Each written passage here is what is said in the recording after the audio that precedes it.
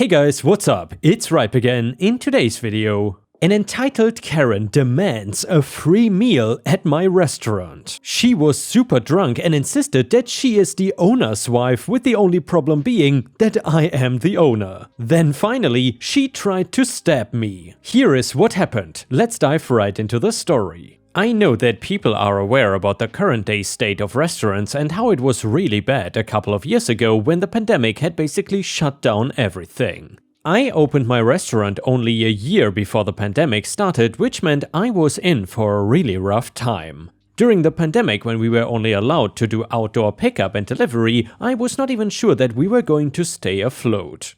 It became all hands on deck, where it was mainly only me and my husband doing everything and hoping that we could reopen soon.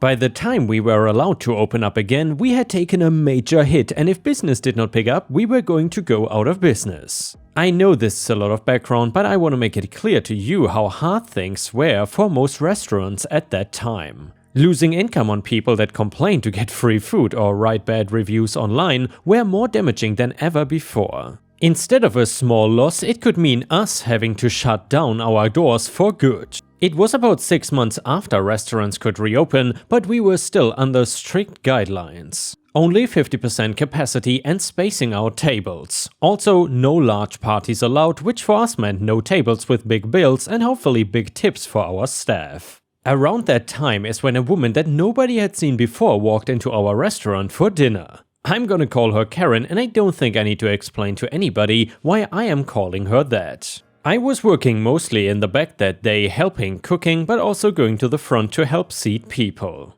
I was clearing tables, taking orders, and anything else that needed to be done. One of my waiters came up and told me that Karen was refusing to pay for her meal and making up all sorts of excuses. He did not know what to do about it, so I went over to talk to her. Me: hi, I heard you had some problems today. Karen: yes, this beer I was served was warm and my steak was rubbery and like a hockey puck. I knew these were lies because we keep our beer cold, and I could see that the steak on her plate was medium rare, in no way a hockey puck, and after checking just how she ordered it. This was also her 5th beer, and I could tell that she was drunk. I wanted to stay polite though, so I tried to be accommodating. Me: I'm sorry to hear that.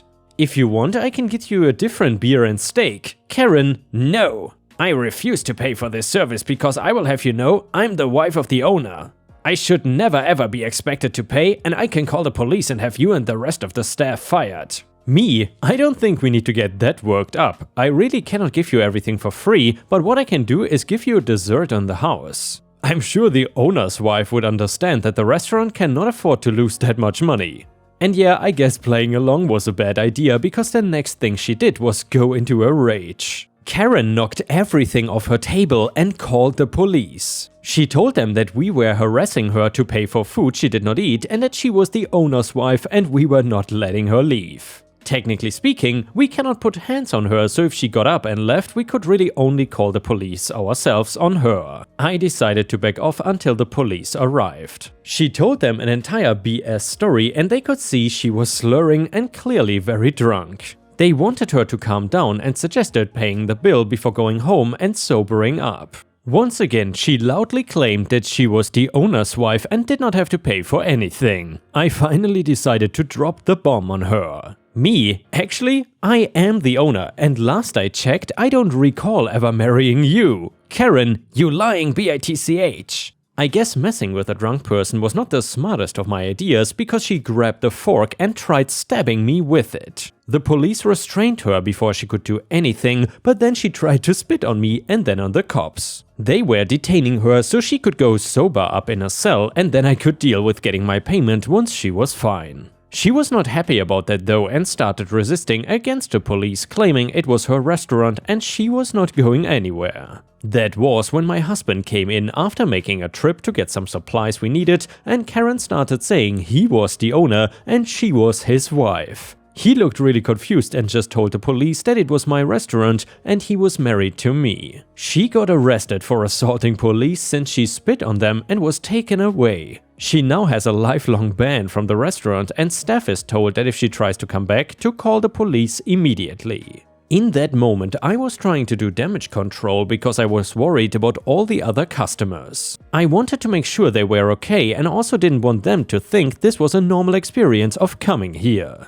I ended up offering tables free appetizers or desserts to try to keep them happy, even though I knew it was gonna mean we were going to have a financial loss for the day. I did get the money back from her though through the police and found out a few things. So this was not the first time she was arrested for trying to get away with not paying at a restaurant and getting so drunk it became a problem. From what I heard, she is not going to jail since she did not do anything that serious, but she is going to be forced into mandatory Alcoholics Anonymous meetings. I know that many restaurant owners will say that the worst kind of customers are the Karens who try to complain and get free things or meals taken off of their bill. However, please know that we are all struggling right now and people doing things like that could be a reason for restaurants shutting their doors for good. The pandemic has made everything a struggle, and the worst thing right now are people acting like that and possibly ruining our business because of it. I was willing to try and work with her despite her lies for the sole purpose of keeping a customer happy and my restaurant open. Instead, she just wanted to take advantage and push things to the breaking point. If I could change anything, I would not have played along and next time will flat out tell somebody that I'm the owner. I also might make it so people have drink limits in the future to avoid people getting that drunk again. It sucks because the margin of profit on alcohol is much larger than food, but I have to think about safety. For my staff and the customers coming in and wanting a nice meal. And yeah, Ripe Stars, if you have ever seen any entitled people wanting free meals at restaurants or shops in general, then please let us know in the comments. I gotta say, the only thing I have ever seen is that a woman at a pizzeria wanted the pizza for free because supposedly it did not taste good, however, she ate like 95% of the pizza. Must have been a really horrible meal. Anyway, the next one is titled Karen at a Shop. So, for those who don't know, a mystery shopper is a person assigned by the company to make random unannounced inspections with regards to customer service and in general, the well-being of the company employees and the store. Also, it's customary for the mystery shopper to blend in with everyday customers and not bring attention to themselves in a way that can be misconstrued as just another obnoxious and rude customer. In other words, act like a douche, get treated like a douche. This woman did not get that memo. One day around lunchtime, my boss was in the back having her lunch. I was out on the shop floor and serving customers, an unusually high amount, but nothing that I couldn't handle on my own. Since my coworker was not gonna be in later, when in walks this Karen. As I was serving the queue of customers, I half-heartedly said, "Hi, welcome to," I was hungry, while still serving and ringing through items. Karen, and under her breath, "It's polite to make eye contact." There were alarm bells. She hums and haws while I am making my way cautiously and correctly through the remaining customers, all the while she is making daggers and eventually storms off in a huff looking around. Like, I can come away from paying customers just to help her. As the last two customers make their way to the till, she joins the queue with the whole two items with an audible, "Oh damn." The customer I'm serving looks at me with a WTF expression and I nod. Not even 1 minute in, Karen, "This is effing ridiculous." Finalizing the payment before moving on to the next customer, the till decides to freeze and it takes a few minutes for it to reboot. I make my apologies and the customer I'm serving is fine with it along with the customer behind. But even louder, Karen, "Oh, for Christ's sake. The service in this establishment," she was posh, "is absolutely ridiculous. I had enough." With my best but pissed off customer service voice and smile, I said, "Me, listen. As you can clearly see, I am dealing with other customers and I'm the only staff member on the floor as my boss is at lunch. The till has decided to not play nice, and to be perfectly honest with you, I am well within my rights to refuse you service and ask you to leave as your attitude absolutely stinks." Karen, "What? You cannot talk to me like that. Don't you know who I am?" I don't really care, to be honest. Now I am once again asking you to leave. She storms off in the foulest mood you ever did see. The customer I am serving says, "Thank Christ you said something. I was ready to smack her." We both laugh and I finish both services and thank them for their patience. They both worked in another store where we were based. My boss has finally finished her lunch at this point and has come through the front. Boss, "Oh, I meant to say that there's going to be a mystery shopper in at some point. Don't know who, but please be on your best behavior." Oh damn, I quickly tell her what happened and explained that I was busy, but not too busy that I needed to involve her and the conversations as it happened. And lo and behold, just as I am finished telling her, in walks the regional manager RM for the company. RM, OP, back office, now. I am dead. Now, knowing that the RM has a tendency to be a hothead in these situations, I was crapping bricks at this point. Thankfully, I've had a reasonably good working relationship with him up until this point, so it could really go any way. Regional manager, unusually calm, what happened? I explain everything, from the moment she entered to the moment she stormed off, almost taking the door with her, and the fact that I had witnesses that worked in the immediate vicinity. The full shebang. RM, sighs, nods, I'm finally glad that someone else has the balls to stand up to my wife. What? The look on my face said it all, and he starts to laugh. RM, please accept my apologies, and I will let B know that there's not to be any repercussions of this. And I think it's time to let my wife know it's time to find more suitable employment. Me, speechless, mutters, thanks. He hands me a £20 gift card for the mall's cafe and said lunch was on him. This was the best coffee and chicken bacon club sandwich I ever had.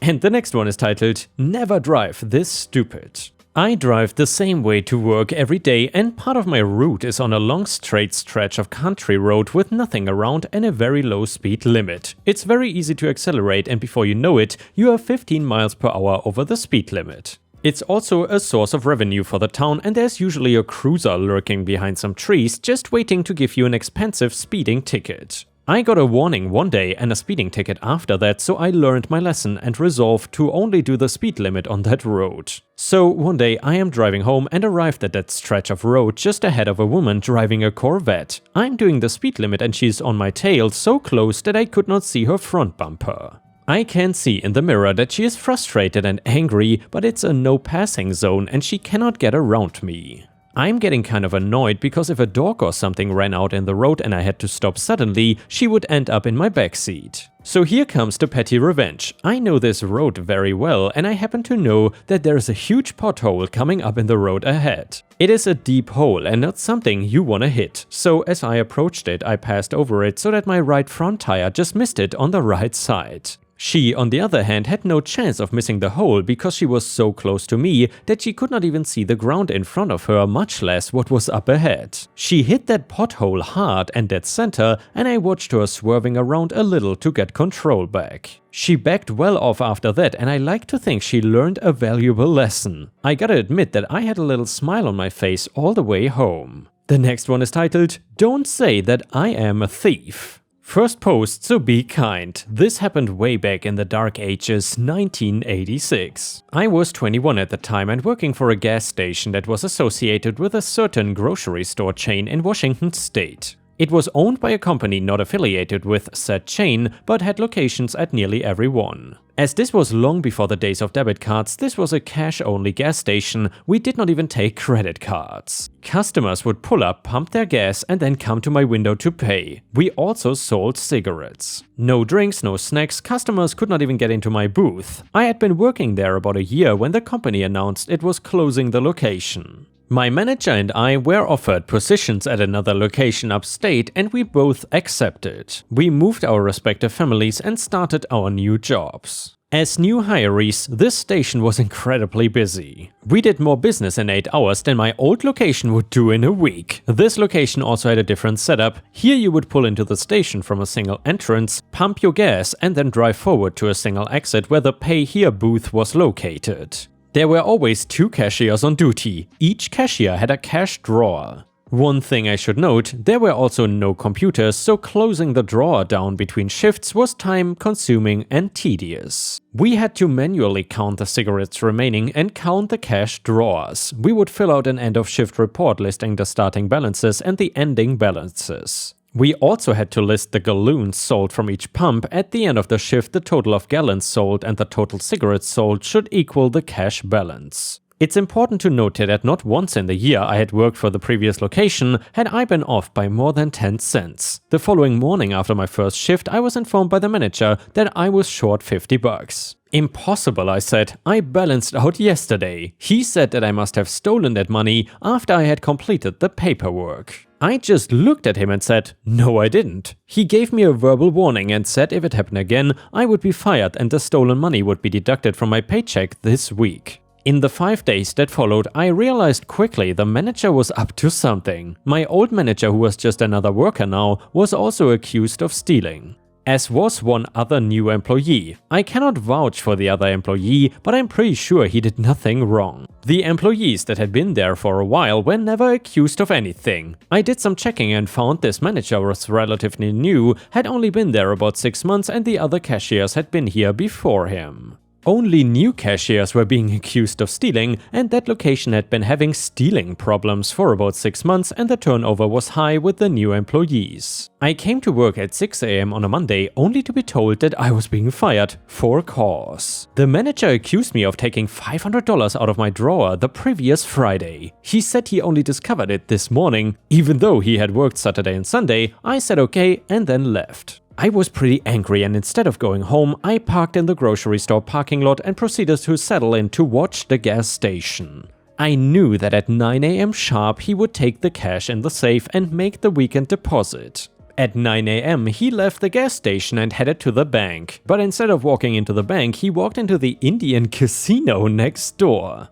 It's not really a casino like we think of today, but more of a betting parlor for the races. It did have slot machines but no card tables. I think, well, this is interesting. He comes out of the casino at exactly 10 AM, walks next door to the bank but does his business and then heads back to the gas station. I head home with a plan. Every morning I follow him from the gas station to the casino. I take a picture of him leaving and one of him arriving at the bank and walking into the casino. I take pictures of him coming out and then heading to the bank. I do this for 5 days straight. He even went on Saturday. On day 3, my old manager was fired for stealing $150. I get the film developed, no digital camera in the dark ages, note the times and dates on the back of each one. Then I call the main office of the gas company. It's after 5, but I'm hoping someone is there. And there is. I speak to a woman and explain my situation, and she says she knows exactly who I should speak to and then transfers me.